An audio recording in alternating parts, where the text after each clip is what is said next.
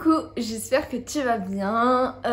Ouais, ça fait un petit moment que j'ai pas tourné, que j'ai pas publié. Donc voilà, tout simplement parce que c'est l'été, c'est un peu les vacances.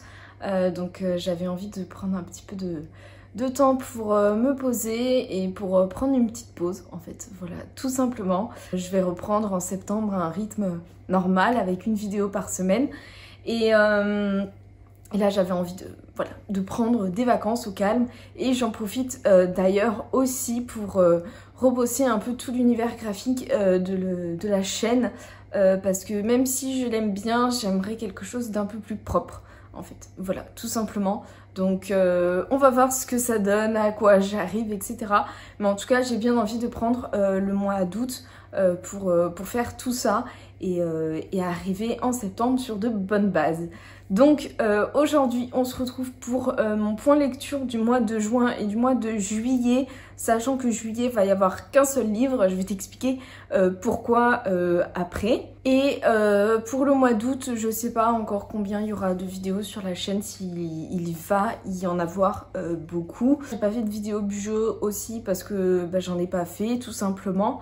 J'ai pas du tout touché à mon budget de tout le mois de juillet. Et donc ouais voilà, je sais pas en août quelle vidéo il va y avoir ou pas. Je verrai bien, ce sera la surprise pour moi comme pour toi, voilà. Et puis on va commencer de suite du coup avec mon point lecture. Alors le premier livre que j'ai lu en juin, c'est Grisha le tome 3. Je vais passer assez vite puisque je t'ai fait un vlog là-dessus qui doit être d'ailleurs ma dernière vidéo publiée.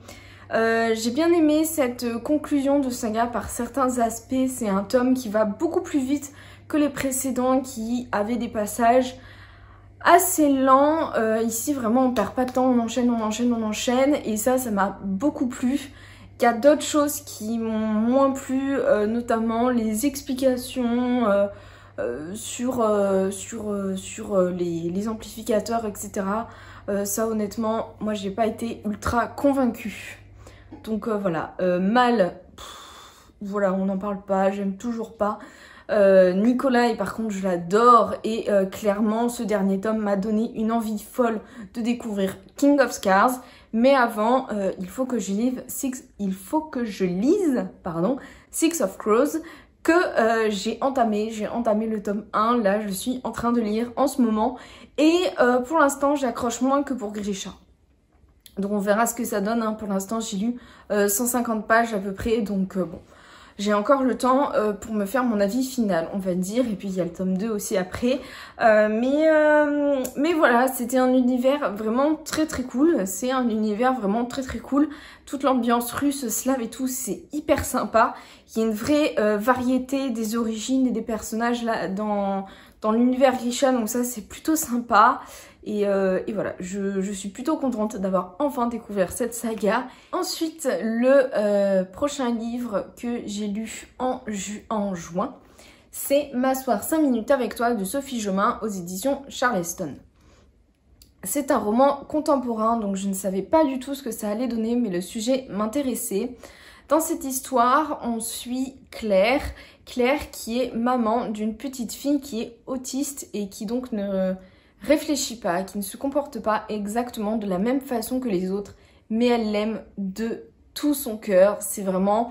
c'est sa fille, quoi, tout simplement. Elle l'adore, elle la chérit c'est vraiment impressionnant l'amour qu'elle donne et je trouve que ça transparaît tellement dans ce roman. C'est vraiment l'amour maternel, vraiment... est très bien retranscrit dans ce roman, c'est vraiment merveilleux.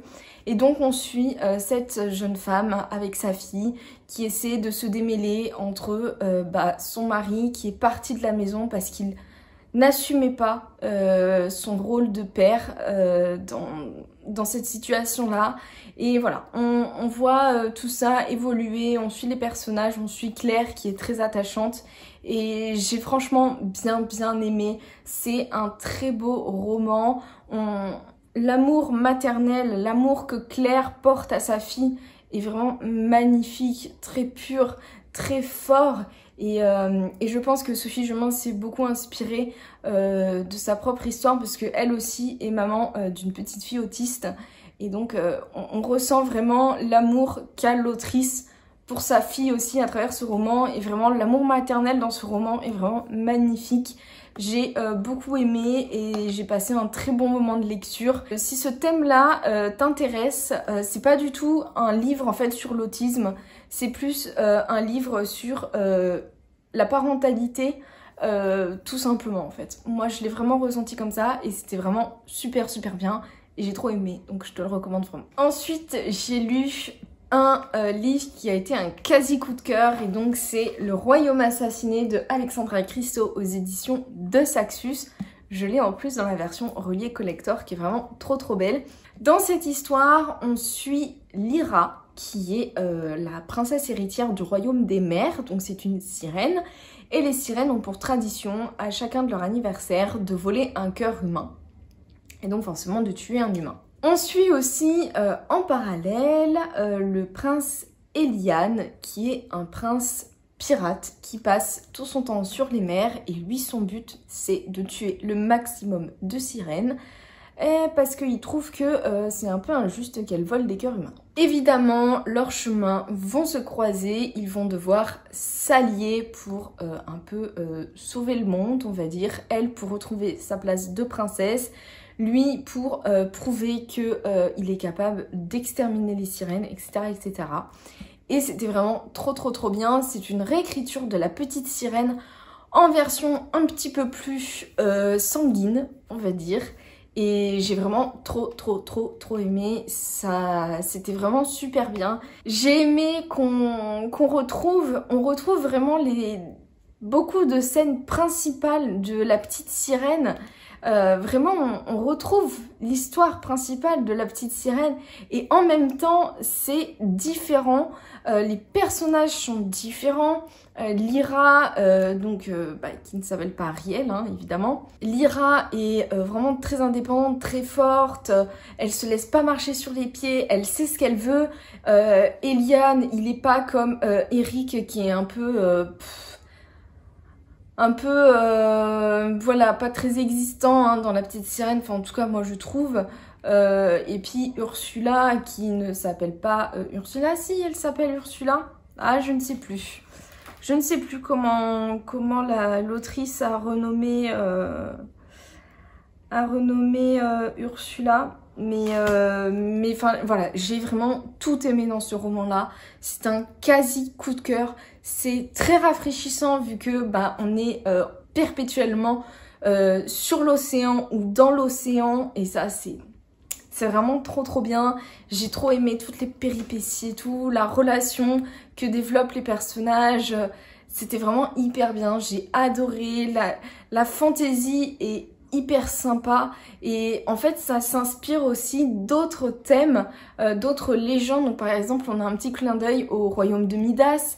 Voilà, on a plein de petits clins d'œil comme ça à différentes références et c'est vraiment hyper bien fait. J'ai trop aimé. C'est vraiment le cocktail océan, mer, sirène, bateau pirate, capitaine pirate. Ça donne vraiment envie de partir là au bord de la mer et de profiter de l'océan et tout. C'était vraiment trop bien. Donc c'est parfait à lire pour l'été et j'ai bien fait de le garder pour l'été parce qu'il me semble qu'il est sorti en automne de l'année dernière et j'avais acheté à ce moment-là et j'ai tellement bien fait de le garder là pour juin. C'était juste trop bien.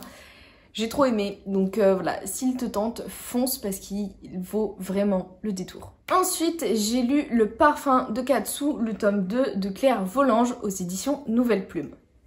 C'est un tome 2 et pour te faire un rapide petit résumé du tome 1, on suit Katsu qui est paysanne et qui a une vie un peu de merde, je pense qu'on peut le dire. Elle est battue par son mari et en plus... Elle peut même pas se dire au moins je suis riche. Non, elle est pauvre comme pas possible.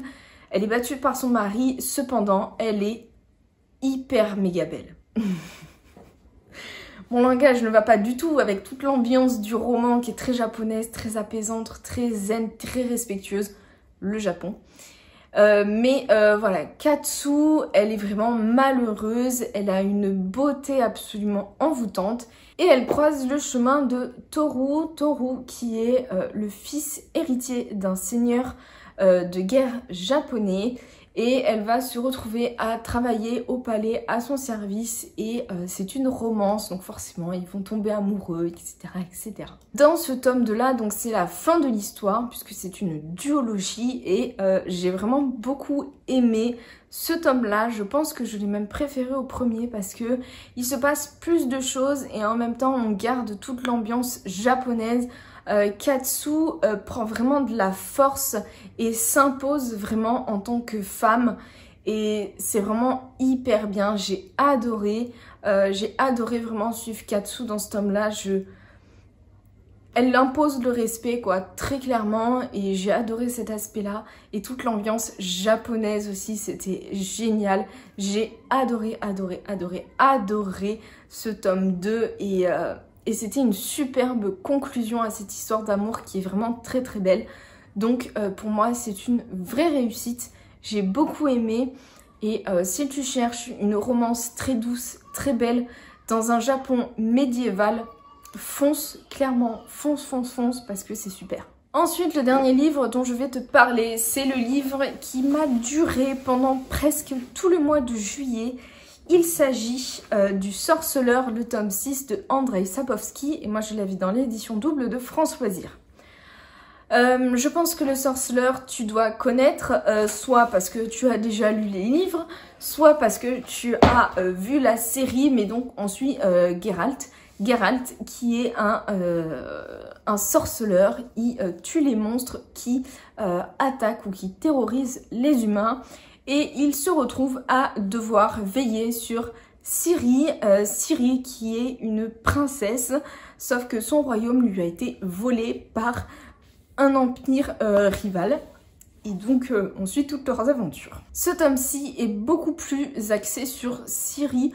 On ne suit quasiment que elle pendant tout le roman et j'ai bien aimé quand même. En tout cas, de toute manière, ces romans-là, je les aime beaucoup de par l'univers qui est très bien construit, les relations entre les royaumes, leur passé, tout l'univers après de construction des monstres, de la carte et tout, c'est vraiment hyper bien fait.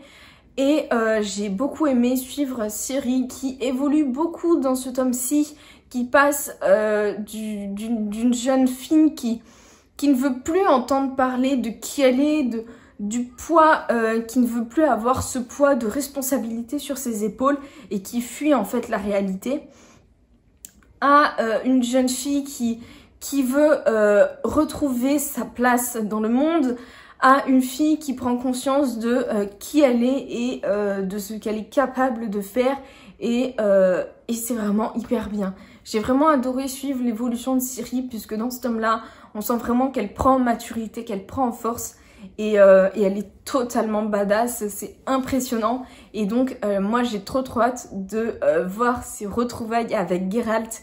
Geralt qui devient vraiment un papa poule quoi, vraiment il s'inquiète pour Ciri mais comme pas possible, vraiment il veut absolument sauver Ciri et c'est magnifique et voilà, j'ai vraiment bien aimé ce tome 6 et je suis assez curieuse de voir comment l'auteur va terminer cette histoire puisqu'il ne reste plus qu'un seul tome officiel dans la saga, plus un tome 8, enfin qui n'est pas vraiment un tome supplémentaire. Je sais même pas trop ce qu'il y a dans ce tome supplémentaire, mais qui ne fait pas en tout cas partie de la saga. Donc le prochain tome, ça y est, j'aurai fini la saga, même si je dirais quand même ce tome supplémentaire. Je suis trop curieuse de savoir comment l'auteur a dénoué tout ça, parce que c'est assez complexe. Il y a quand même beaucoup de personnages et beaucoup de possibilités pour l'instant de fin pour cette histoire. Donc je suis assez curieuse de voir comment ça va se terminer. Donc voilà pour ce point lecture du mois de juin et du mois de juillet. Je n'ai pas beaucoup lu en juillet tout simplement parce que mes parents sont venus en vacances. Donc ils ont squatté chez moi, donc forcément j'ai moins lu. Et ensuite le Sorceleur, c'est quand même de la fantasy assez compliqué, difficile à suivre. Vraiment il faut se concentrer pour la lecture. Et bon, ce qui fait que ça a pris plus de temps que ce que ça n'aurait dû. J'ai pas eu forcément beaucoup de temps aussi pour lire ce mois-ci, mais j'espère vraiment que j'aurai plus de temps en août parce que là j'ai trop envie de lire à fond, surtout que ben j'ai acheté des livres, il y a beaucoup de livres qui me font beaucoup trop envie. Surtout que j'ai du retard aussi dans le Magical Summer Challenge, donc j'aimerais rattraper ce retard là aussi et réussir mon challenge aussi. Donc voilà, j'espère pouvoir mettre les bouchées doubles en août. Et puis nous en tout cas, on se retrouve dans une prochaine vidéo. Je pense qu'il y aura au moins une vidéo qui sortira en août en plus de celle-ci. Peut-être un book haul, je sais pas encore. Donc on verra bien. Mais en tout cas, sache que même si tu ne me vois plus passer là en août sur YouTube, c'est que je bosse quand même sur la chaîne, etc. Donc pas d'inquiétude, je reviens en septembre, c'est sûr et certain. Je te fais des bisous et à très bientôt dans une prochaine vidéo.